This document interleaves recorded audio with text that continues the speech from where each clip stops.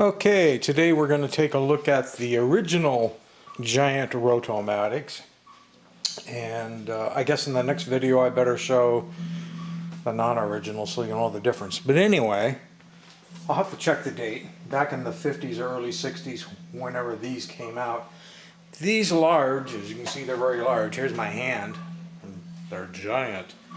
Rotomatic walking robots with the guns that come out.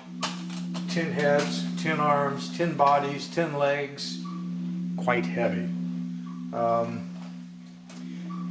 This one, the sides of the doors are plastic, and this one feels like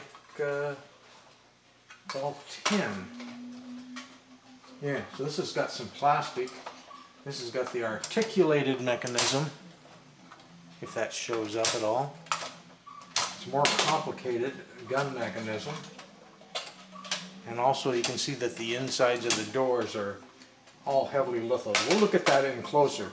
But the thing that I wanted to point out that's the main difference is that there's an extra set of linkage built into the legs. You know, on normal rotomatics, once they've walked and then the body is spun, they stop and keep walking forward. Always walk forward. Well, on these ones, they walk forwards and backwards. So in other words, sometimes this knee joint will be the front of the robot, and sometimes that knee joint will be the back of the robot. And if they were on display in a store, they would walk forward a few steps, rotate around, and then they would walk back. So they could just go back and forth, and you wouldn't have to have a huge counter display area to show them on. Now this glass is not a good surface to demonstrate any of this on, but this is what I've got. I don't like being on my knees down on the floor. A little bit painful in my old age. These puppies also run on 3D cells, which most of the giant ones do. And well, let's just get to it. I'll turn it on sideways here. There it is, trying to walk on the glass, doing the shuffle. Here, I can help it along. Give it some traction. Then eventually it should go into roto mode. And then what should be different is it should try to walk that way. And there it goes. Like I say, it can't do it on the glass, but you get the idea. So they walk back and forth, and that takes a whole other set of mechanics and special linkage to shift the ratchets and the wheels. The linkage has to run all the way down the legs to flip which way the wheels ratchet and work. It's a very involved process. And this one shows these two batteries go face down.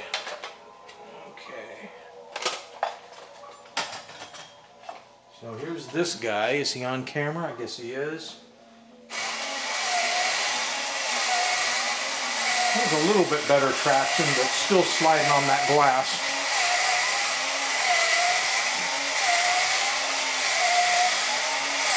He's almost off camera. I haven't run these things in probably 40 years, so I'm really surprised it fired up. And then now he's coming back this way. Let's take a closer look at the litho in there that I was talking about earlier. So look at, even on the insides of the doors, you've got all these controls in litho. And when the guns come out, it's not just one piece swinging out, it's a whole another hinged piece. It's very involved, very cool. I can almost see in there. I'm staring down inside. I know you can't probably see. Down in that crack, I have more light, where I could see the guts in there.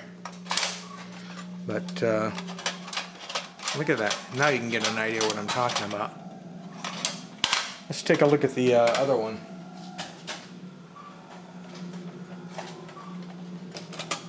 Because this one had the plastic doors, so they tried to keep some details embossed in the plastic, but they didn't have to do any tin litho. But at least they kept the cool gun mechanism. Get a close-up of that. Well, it'll be in rotomatic mode, won't it? Be kind of hard to get a close-up of that when that's working. But I thought you might want to see the original giant robots, in that they had the very different walk back and forth rather than always advancing forward.